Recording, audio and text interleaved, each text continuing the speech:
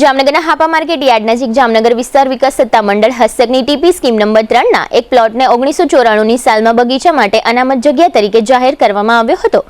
ત્યારબાદ આ જગ્યાનો કબજો મહાનગરપાલિકા હસ્તક છે અને આજની તારીખે આ જગ્યાએ બગીચો બનાવવામાં આવેલો નથી। આ જગ્યાની નજીક રહેતા દિલીપ મોરજરિયા નામના એક નાગરિકે આ આખો મામલો હાઈકોર્ટમાં લઈ જઈ ફોટોગ્રાફ્સ વગેરેના પુરાવાઓ સાથે એવો કેસ દાખલ કર્યો હતો કે કોર્પોરેશન અહીં કચરો ઠાલવે છે। આ પુરાવાઓ તથા વકીલો પ્રતિક જસાણી અને ધૈર્ય મામતોરાની દલીલો સાંભળ્યા બાદ હાઈકોર્ટે જણાવ્યું છે કે આ જગ્યાએ મહાનગરપાલિકા કાયમી ધોરણે અથવા હંગામી ધોરણે કોઈપણ રીતે કચરો ઠાલવી શકશે નહીં। આ ઉપરાંત હાઈકોર્ટે પુરાવાઓના આધારે જણાવ્યું હતું કે સાઇટની સ્થિતિ ચિંતાજનક જણાઈ આવે છે।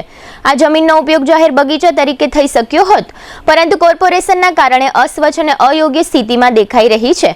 આ કેસની દલીલો દરમિયાન કોર્પોરેશન તરફથી એવું સોગંદનામું દાખલ કરવામાં આવ્યું હતું કે આ પ્લોટનો ઉપયોગ કાયમી ડમ્પ યાર્ડ તરીકે કરવામાં આવતો નથી, પરંતુ કચરાના પરિવહન દરમિયાન તાત્કાલિક સ્થળ તરીકે આ પ્લોટનો ઉપયોગ કરવામાં આવે છે અને ત્યાં નિયમિત સફાઈ કરવામાં આવે છે। કોર્પોરેશને પણ પોતાની દલીલો સાથે ફોટોગ્રાફ્સ રજૂ કર્યા હતા અને જણાવ્યું હતું કે મહાનગરપાલિકા પાસે આ વિસ્તારમાં વૈકલ્પિક જમીન ઉપલબ્ધ નથી। જોકે હાઈકોર્ટે મહાનગરપાલિકાને એમ કહ્યું હતું કે તમારી દલીલના જે મુદ્દાઓ છે તે કોર્પોરેશન અને સરકાર વચ્ચેની વહીવટી બાબતના મુદ્દાઓ છે અને જાહેર બગીચા માટે અનામત રાખવામાં આવેલા પ્લોટનો ઉપયોગ હંગામી ધોરણે પણ કચરો ઠાલવવા માટે કરી શકાય નહીં, કારણ કે આવા ઉપયોગથી અસ્વસ્થ અને અયોગ્ય પરિસ્થિતિ ઊભી થાય છે।